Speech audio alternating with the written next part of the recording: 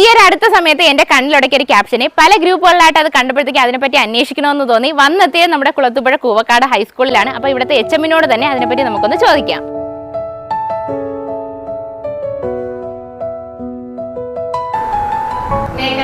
Yes madam, please come. കണ്ടിട്ടുണ്ടായിരുന്ന ഗ്രൂപ്പ്സിലൊക്കെ admission എടുക്കാൻ സൈക്കിൾ നേടാന്നുള്ളത്, അതിനെപ്പറ്റി ഒന്ന് പറയാമോ? അത് സത്യമാണോ എന്നൊക്കെയുള്ള കാര്യം ഒന്ന് അറിയാൻ വേണ്ടിയിട്ടാണ് ഞാൻ വന്നത്. Okay madam, okay. അപ്പം ഈ കുട്ടിക്കൊരു സൈക്കിൾ എന്ന് പറയുന്നതാണ് ഈ സ്കീമിൻ്റെ ഒരു കാഴ്ചപ്പാട്. അതായത് പണ്ടൊക്കെ നമ്മൾ ഒരു പരീക്ഷയിൽ വിജയം നേടിക്കഴിഞ്ഞാലോ അല്ലെങ്കിൽ നമ്മൾ വീട്ടിൽ കുട്ടികൾക്ക് എന്താണ് ആവശ്യം എന്ന് ചോദിച്ചാൽ പിള്ളേർ ആദ്യം പറയുന്ന സൈക്കിളാണ്. പക്ഷേ ഇന്ന് അങ്ങനെയല്ല, പിള്ളേർക്ക് മൊബൈൽ അല്ലെങ്കിൽ ടാബ് ഇത് മതി. അപ്പോൾ ആ ഒരു കൾച്ചർ പോയതോടെ എനിക്ക് തോന്നിയത് നമുക്ക് ഈ പിള്ളേർക്ക് ഈ എക്സസൈസ് ഇതുപോലത്തെ ഒരു കാര്യം, പിന്നെ അവരുടെ ചുറ്റുപാട് കാണാനുള്ള ഒരു കാഴ്ച, ഇതൊക്കെ അങ്ങ് മാറിപ്പോയി. അപ്പോൾ അതുകൊണ്ട് വീണ്ടും ആ ഒരു സൈക്കിൾ കൾച്ചറിലേക്ക് നമ്മുടെ കുട്ടികളെ എത്തിക്കുക എന്നുള്ളതാണ് ഒരു വലിയ കാര്യം. പിന്നെ മറ്റൊന്ന്, ഒരു ഗ്രീൻ എൻവയോൺമെൻറ്റ്, പ്രകൃതിയുമായിട്ട് ഇണങ്ങിപ്പോകുന്ന എന്നും ഈ സൈക്കിൾ യാത്രയാണ്. അപ്പോൾ അതുകൊണ്ട് പിന്നെ അതുമാത്രമല്ല, ഈ നീന്തൽ കഴിഞ്ഞാൽ നമുക്ക് ഏറ്റവും കൂടുതൽ എക്സസൈസ് ചെയ്യുമ്പോൾ ആവശ്യമുള്ള ഒരു കാലറി ബേണിംഗ് ഈ സൈക്ലിങ്ങിലൂടെയാണ്. പിന്നെ ഈ ജപ്പാൻ, ചൈന പോലത്തെ രാജ്യങ്ങൾ എത്രയും വികസിച്ചാലും അവരുടെ പൊല്യൂഷൻ കുറഞ്ഞു നിൽക്കാനുള്ള ഒരു മെയിൻ റീസൺ സൈക്കിൾ തന്നെയാണ്. അപ്പോൾ ഇപ്പോൾ തന്നെ നമ്മൾ ഗ്യാസിന് ഇത്രയും ബുദ്ധിമുട്ടുന്നു, ഇനി കുറച്ച് കഴിഞ്ഞാൽ പെട്രോളും ഡീസലും കാണത്തില്ല. അപ്പോൾ നമ്മൾ സൈക്കിൾ തിരിയേണ്ട കാര്യം. ഇപ്പോൾ തന്നെ റോഡിൽ പലരും സൈക്കിൾ എടുത്തു തുടങ്ങി. അപ്പോൾ ആ ഒരു കാര്യങ്ങളെല്ലാം ബോധവൽക്കരിച്ചുകൊണ്ട് നമ്മുടെ ഒരു അഡ്മിഷനും കൂടെ കിട്ടുന്ന രീതിയിലുള്ള ഒരു കാഴ്ചപ്പാടാണ് ഈ കുട്ടിക്കൊരു സൈക്കിൾ. അപ്പോൾ നിലവിലുള്ള കുട്ടികൾക്കും സൈക്കിൾ കൊടുക്കും, വരുന്ന കുട്ടികൾക്കും ഉണ്ട്, എടുക്കുന്നവർക്ക് സൈക്കിൾ കൊടുക്കും.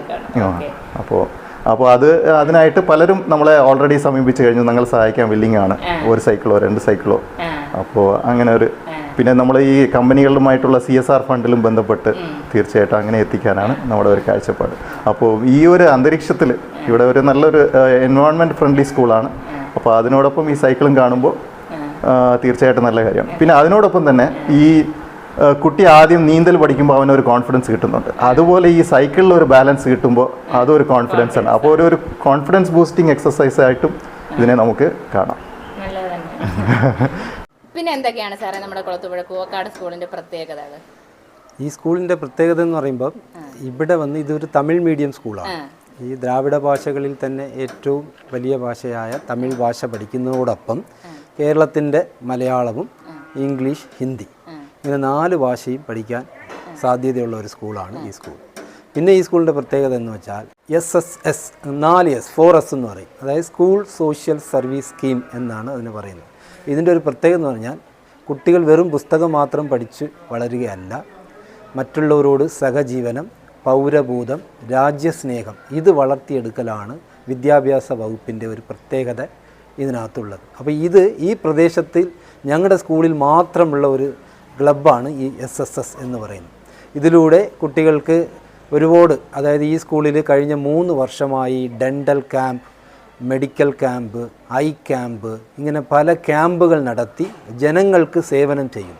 എങ്ങനെ സേവനം ചെയ്യാമെന്ന് പറഞ്ഞ് കുട്ടികളെ പഠിപ്പിക്കുന്നു. കാരണം കാശുണ്ടാക്കുക അല്ലെങ്കിൽ നല്ല വിദ്യാഭ്യാസം കിട്ടുക എന്നതിനുപരി ഒരു നല്ല പൗരനായി മാറ്റുക എന്നുള്ളതാണ് ഇതിൻ്റെ ഒരു പ്രത്യേകത. അതാണ് നമ്മുടെ സ്കൂളിൻ്റെ ഒരു സ്പെഷ്യാലിറ്റി. അതുപോലെ തന്നെ സാറേ, ഞാനിവിടെ വന്നപ്പോഴത്തേക്കും കണ്ടത് നല്ല കമ്പ്യൂട്ടർ ലാബ്, അത്യാവശ്യം നല്ല സൗകര്യമുണ്ട്. ഹൈസ്കൂളിന് പ്രത്യേകം, UPക്ക് പ്രത്യേകം. അതിനെപ്പറ്റി എന്താണ് പറയാനുള്ളത്? അതായത് പല സ്കൂളുകളിലും ഈ കമ്പ്യൂട്ടർ ലാബ് ഉണ്ടാവും. എല്ലാ കുട്ടികളും കമ്പ്യൂട്ടർ ഉപയോഗിക്കുന്നുണ്ടോ എന്ന് ചോദിച്ചാൽ ഇല്ല, അത് നമുക്കറിയാം. നമ്മുടെ സ്കൂളിൽ എല്ലാ കുട്ടികൾക്കും ഈ കമ്പ്യൂട്ടർ അറിവ് കിട്ടണമെന്നുള്ളതുകൊണ്ടാണ് LP UPന് പ്രത്യേകം ഒരു ലാബും ഹൈസ്കൂളിന് ഒരു പ്രത്യേക ലാബും വെച്ചിട്ട്. അപ്പോൾ എല്ലാ കുട്ടികളും കമ്പ്യൂട്ടറെ കുറിച്ച് അറിയുന്നു.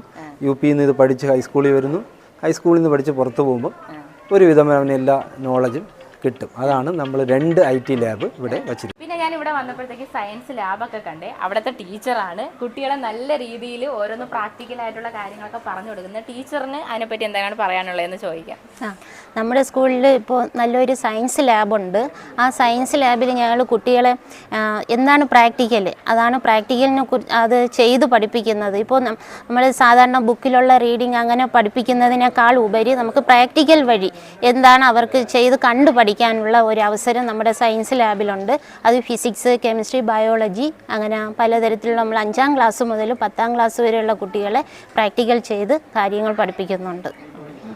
ടീച്ചറെ, എനിക്ക് തോന്നണേ ഇപ്പോൾ ഏറ്റവും കൂടുതൽ കുഞ്ഞുങ്ങൾ TV അല്ലെന്നുണ്ടെങ്കിൽ ഫോണാണ് ഉപയോഗിക്കുന്നത്. പക്ഷേ ഇവിടെ വന്നപ്പോഴത്തേക്ക് അത്യാവശ്യം നല്ല ഇഷ്ടം പോലെ പുസ്തകമുള്ള നല്ലൊരു ലൈബ്രറി കണ്ട്. ശരിക്കും ഇവിടുത്തെ കുട്ടികളൊക്കെ പുസ്തകം എടുക്കാറുണ്ടോ? എല്ലാ ആഴ്ചയും നമ്മൾ ലൈബ്രറിയിലിരുന്ന് പിള്ളേർക്ക് പുസ്തകങ്ങൾ കൊടുക്കുന്നുണ്ട്. അവർ പഠിച്ചിട്ട് പിന്നെ കൊണ്ടുവന്ന് അവർ മാറ്റിയെടുക്കും. ആഴ്ച തോറും അതൊക്കെ ഒരു രജിസ്റ്റർ നമ്മൾ മെയിൻറ്റെയിൻ ചെയ്ത് പോകുന്നുണ്ട്. ബുക്ക് 4000 5000 മുകളിലുള്ള ബുക്കുകളുണ്ട് ഇവിടെ ഉണ്ട്. മലയാള ബുക്കും കൂടുതലുണ്ട്, തമിഴ് ബുക്കുകളും ഉണ്ട്. തമിഴ് ബുക്കും ഉണ്ട്, ഇഷ്ടം പോലെ ഉണ്ട്.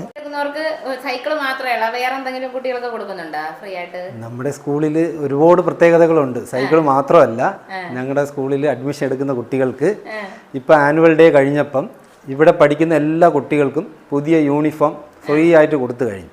ഇനി വരുന്നവർക്ക് വന്നാൽ നിങ്ങൾ കാണിച്ചു തരാം. കണ്ട, അടുത്ത വർഷം അഡ്മിഷൻ എടുക്കുന്നവർക്ക് വേണ്ടിയുള്ള യൂണിഫോം ഫ്രീ ആണ്. മറ്റുള്ള സ്കൂളുകളിലൊക്കെ 1 മുതൽ 8 വരെ സർക്കാർ കൊടുക്കുന്ന യൂണിഫോമാണ്. ഞങ്ങളിവിടെ 1 മുതൽ 10 വരെ എല്ലാവർക്കും ഫ്രീ ആയിട്ട് യൂണിഫോം കൊടുക്കും. അതിൻ്റെ യൂണിഫോം ഉണ്ട്, അവർക്ക് വേണ്ടിയുള്ള നോട്ട് പുസ്തകങ്ങളുണ്ട്, അവർക്ക് വേണ്ടിയുള്ള ജോമെട്രി ബോക്സൊക്കെ റെഡിയാക്കി വെച്ചിട്ടുണ്ട്. വേണ്ട പുതിയ ബാഗുകളുണ്ട്. മഴക്കാലം ആയതുകൊണ്ട് അവർക്ക് കൊടുക്കാൻ കുടമാണ്. അങ്ങനെ എല്ലാം ഈ സ്കൂളിൽ വരുന്ന കുട്ടിക്ക് എല്ലാം ഫ്രീ ആയിട്ട് കുട്ടികൾ വന്ന് പഠിച്ചാൽ മാത്രം മതി. അല്ല, മാത്രമല്ലല്ലോ ഇവിടെ ഫുഡ് ഇല്ലേ? ഫുഡുണ്ട്. ഇവിടുത്തെ ഒരു പ്രത്യേകത എന്ന് പറഞ്ഞാൽ ഈ കുളത്തുപ്പുഴ പഞ്ചായത്തിൽ തന്നെ പ്രഭാത ഭക്ഷണം കൊടുക്കുന്ന ഏക സ്കൂൾ എന്ന് പറയുന്നത് ഗവൺമെന്റ് ഹൈസ്കൂൾ കൂവക്കാട്.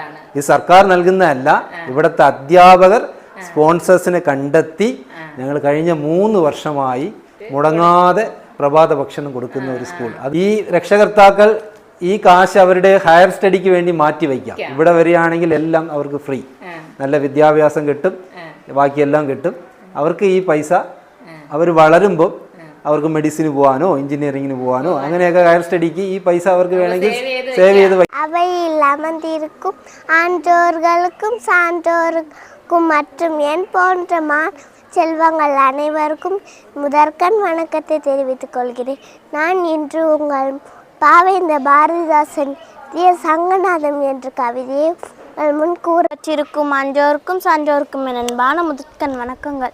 நான் இங்கு இந்த மேடையில் சிற்பி பாலசுப்ரமணியம் எழுதிய மலையாள காட்சி எனும் கவிதையை உங்கள் முன் கூற வந்துள்ளேன். மலையாள காட்சி. காற்றேவா மலையாள காற்றேவா இளங்காலை போதில் தெருவே மணக்க வரும் பூக்காரி போல் வாசனை நடைபோட்டுவா வாசனை நடைபோட்டுவா தாய் വീട് വരും.